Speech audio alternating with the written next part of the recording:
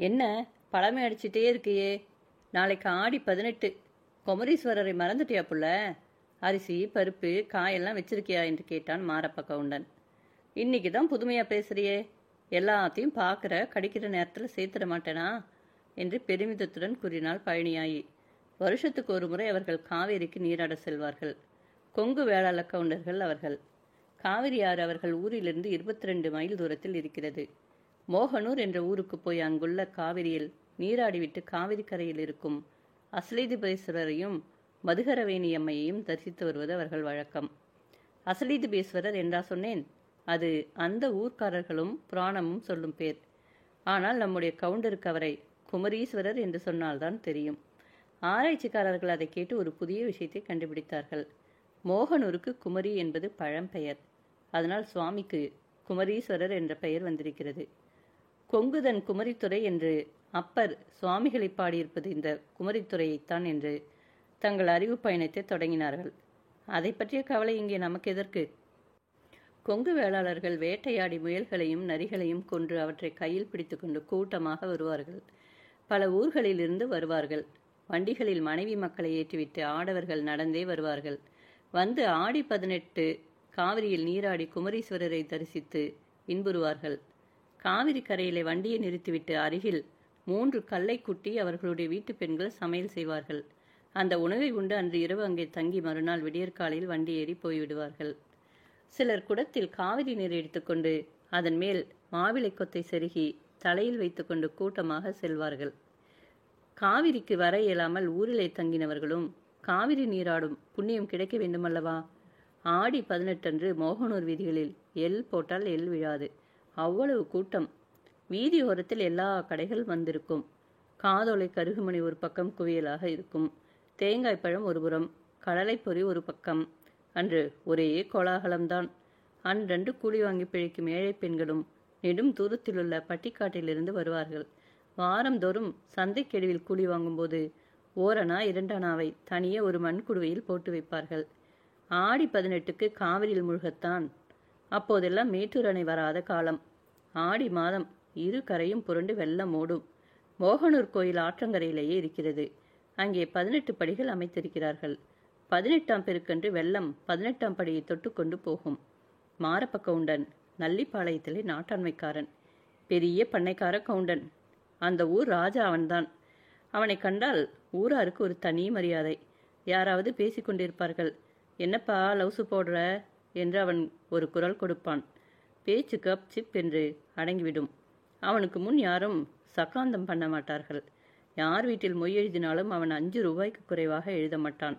அவனுக்கு குமரீஸ்வரிடமும் காவிரி தாயிடமும் அளவில்லாத அன்பு.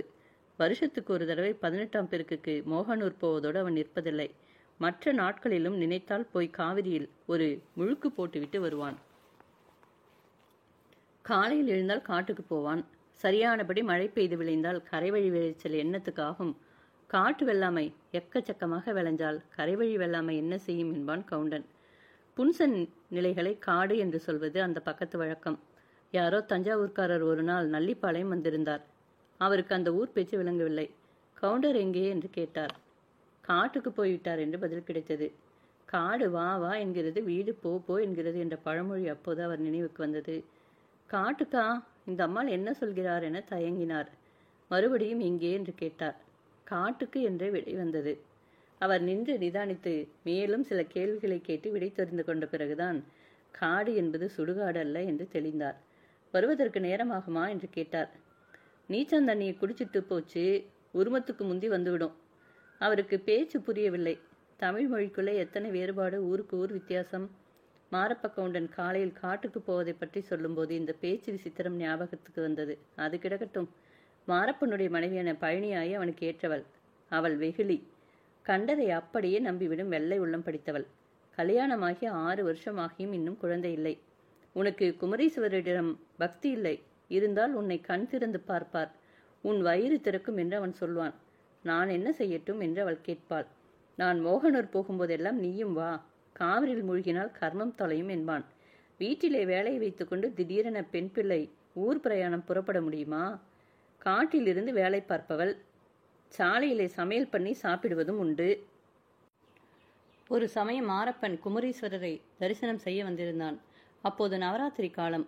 கோயிலில் ஒவ்வொரு நாளும் ஒவ்வொருவருடைய மண்டகப்படி அம்பிகைக்கு ஒவ்வொரு நாளும் ஒவ்வொரு விதமாக அலங்காரம் செய்தார்கள். சாமண்ணா குருக்கள் மகா கெட்டிக்காரர். வருகிறவர்களிடம் நயமாக பேசி மேலும் மேலும் ஈஸ்வர கைங்கரியத்தில் ஈடுபடும்படி செய்து விடுவார். அடிக்கடி வரும் மாரப்ப கவுண்டனுக்கும் அவருக்கும் பழக்கம் உண்டாயிற்று. கவுண்டன் ஒரு நல்ல புள்ளி என்று அவர் தெரிந்து கொண்டார். என்ன கவுண்டரே, நீங்கள் நவராத்திரி உற்சவத்தை பார்த்ததில்லையே? ராத்திரி இருந்து அம்பிகையின் அலங்காரத்தை பாருங்கள் என்று குருக்கள் சொன்னார். அன்று இரவு மாரப்பன் அங்கே தங்கினான். என்ன அலங்காரம், என்ன அழகு! அவன் அந்த கோலாகலத்தில் மெய்மறந்து நின்றான். அந்த காலத்தில் கோயிலில் சின்ன மேளம் பிரமாதமாக இருக்கும். நவராத்திரியில் சதிர் கச்சேரி நடைபெறும். பரதநாட்டியம்தான். அதை பார்ப்பதற்காக நெடும் தூரத்திலிருந்து ஜனங்கள் வருவார்கள். கரூரிலிருந்தும் நாமக்கல்லிலிருந்தும் பணக்கார வீட்டு பிள்ளைகள் வருவார்கள். மாரப்ப கவுண்டன் சதிர் கச்சேரியை கண்டு கண்டு வியந்தான். அதுவரையில் சதிரையே அவன் பார்த்ததில்லை. மறுநாள் மோகனூரை விட்டு புறப்படவே அவனுக்கு மனசு வரவில்லை. அன்றும் இருந்து நவராத்திரி உற்சவத்தை பார்த்து கொண்டு புறப்பட்டான். ஊரில் உள்ள காடு அவனை வா வா என்று அழைத்தது. ஊருக்கு போய் அங்கு உள்ளவர்களிடத்திலெல்லாம் அந்த கங்காட்சியை பற்றி சொன்னான். தாசி ஆடுவதை வர்ணித்தான். பொம்பளையா, வெக்கங்கெட்டு போய் வந்து ஆடினா என்று பழனியாயி கேட்டாள். சாமிக்கு முன்னாலதானே ஆடுறாள் என்றான் மாரப்பன். பழனியாய்க்கு அது சம்மதமாகவே படவில்லை. மானத்தை விட்டு ஆடுவதாவது நீ வந்து பார்த்தா தெரியும் என்றான் கவுண்டன். அடுத்த வருஷம் மாரப்பன் தன் மனைவியையும் அழைத்து கொண்டு போயிருந்தான். 2-3 நாள் தங்கினான். சாமியை பார்த்து பார்த்து இன்புற்றாள் பழனியாயி. ஆனால் சதிர் கச்சேரியை கண்டபோது அது அவளுக்கு ரசிக்கவே இல்லை. என்ன மானங்கிட்ட வேஷம் என்றே அவளுக்கு தோன்றியது. பூங்காவனம் என்பவள் அன்று நடனமாடினாள். ஊர் பெரிய தனக்காரர்கள் அவளுக்கு அவ்வப்போது வெற்றிலையில் பணம் வைத்து நீட்டினார்கள். அவள் ஒய்யாரமாக நடந்து வந்து தன் கையை அவர்கள் கையில் படும்படி குனிந்து வாங்கி ஒரு புன்சிரிப்பை அவர்கள் மேல் வீசிவிட்டு பின்னோக்கி நடந்து சென்றாள். என்ன கவுண்டரே, சும்மா இருக்கிறீரே, இந்தாரும் வெற்றிலை பாக்கு என்று குருக்கள் தூண்டிவிட்டார்.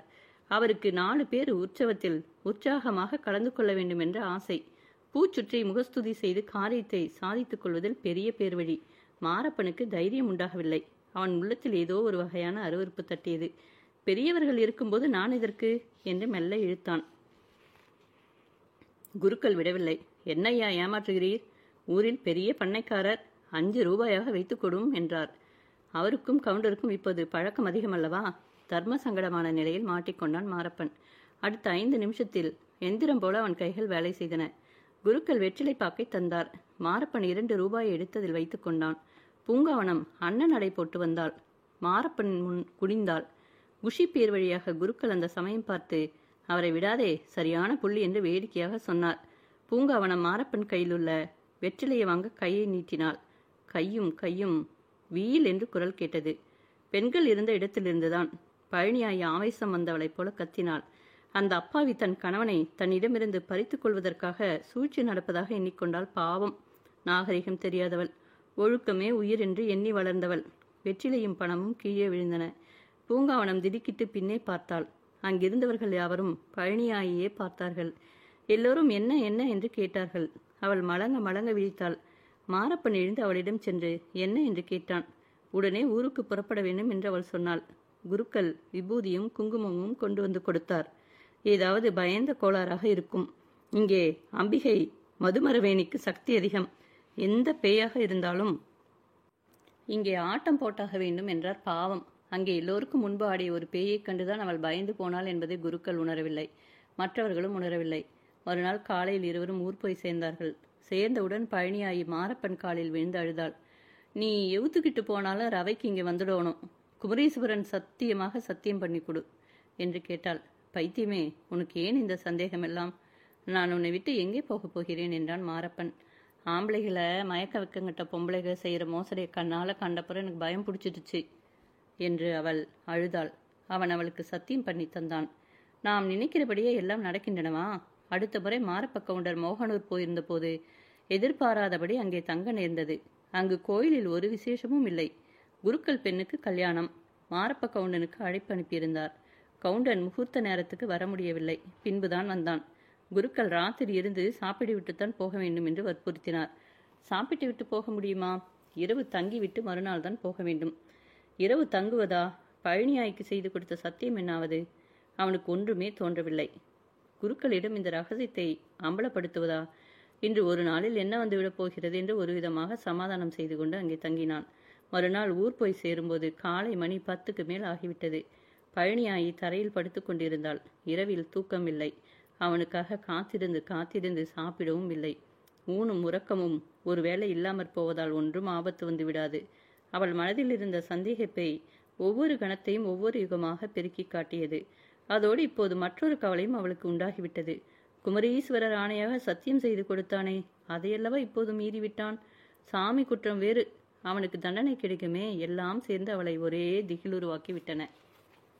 மாரப்பன் வீட்டுக்குள் நுழைந்தானோ இல்லையோ, அவன் காலடியில் வந்து விழுந்தாள். அப்படியே மூர்ச்சியாகிவிட்டாள். வெள்ளையுள்ளம் சைத்தியோபசாரம் செய்து அவளை எழுப்புவதற்குள் அவனுக்கு என்னென்னவோ நினைவுகள் வந்துவிட்டன. இனி இவளை விட்டு பிரிவதே இல்லை, பகலிலும் கூட என்று தீர்மானித்து கொண்டான். அப்படியானால் காவிரி நீராட்டு, குமரீஸ்வரர் தரிசனம். மாரப்பக்கு அவனுக்கு புதிய யோசனை தோன்றியது. தானும் அந்த கரை வழிக்கே போயிருந்து விட்டால். மோகனூரில் குங்கு வேளாளர் யாரும் குடியிருக்கவில்லை. வெளியூரில்தான் இருந்தார்கள். அயலில் சிறிய கிராமங்களில் இருந்தார்கள். தானும் அருகே ஓரிடத்தில் இருக்கலாம். உறவினர் இல்லாத இடத்தில் ஒரு பெண் பிள்ளைக்காக போயிருந்து கொண்டு பழைய உரை மறப்பதா? அவன் உள்ளத்தை போராட்டம் எழுந்தது. பழனியாயிடம் அவன் தன் விருப்பத்தை தெரிவித்தான். மோகனூருக்கே கிழக்கே 1 மைல் தூரத்தில் தனியே வீடு கட்டி கொண்டு வாழலாம் என்று தீர்மானித்தான். வேறு யாராவது உறவினர் வந்தாலும் வீடு கட்டி கொடுத்து விடலாம் என்றும் சொன்னான்.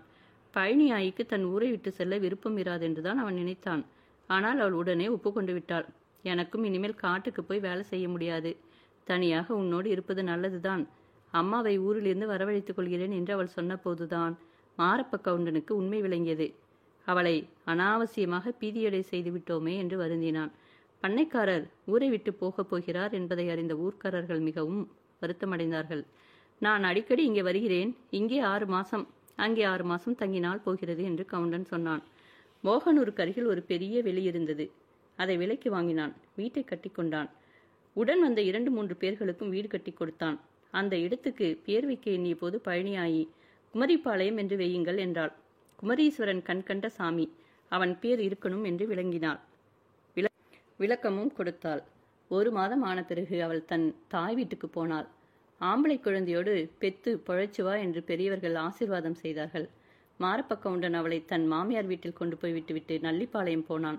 மனைவி வந்த பிறகு குமரிப்பாளையம் போகலாம் என்று தன் பழைய வீட்டிலேயே தங்கியிருந்தான். பழனியாயிக்கு அழகான ஆண் குழந்தை பிறந்தது. குமரிப்பாளையத்தில் இப்போது வர வர வீடுகள் அதிகமாகிக் கொண்டு வருவதாக கவுண்டன் சொன்னான். வேறு ஊர் கவுண்டர்கள் சிலரும் அந்த இடத்தில் வீடு கட்டி கொண்டார்கள். குழந்தைக்கு 6 மாதம் ஆகும் வரையில் கவுண்டன் மாமனார் வீட்டுக்கும் நல்லிப்பாளையத்துக்குமாக போய் வந்து கொண்டிருந்தான். குமரீஸ்வரரை தரிசித்துவிட்டு நல்லிப்பாளையம் போவான். குமரிப்பாளையத்தில் உள்ள வீட்டில் யாரோ வேலைக்காரனை வைத்திருந்தான். குழந்தையும் கையுமாக பழனியாயி வந்தாள். முதலில் குமரீஸ்வரரை தரிசித்து கொண்டு குமரிப்பாளையம் அழைத்து போனான் மாரப்பன். அவள் போன அன்று அங்கே கொட்டு மேளம் பிரமாதமாக இருந்தது. யாரோ புதிதாக வீடு கட்டி கொண்டு குடிவந்தார்களாம். யாரது? எந்த ஊர்க்காரர் என்று கேட்டான் மாரப்ப கவுண்டன். மோகனூர்தாசி பூங்காவனமாம். இந்த ஊருக்கு குடிவந்து விட்டாளாம் என்றான் வேலைக்காரன். மாரப்பன் அப்படியே பிரமித்து நின்று விட்டான்.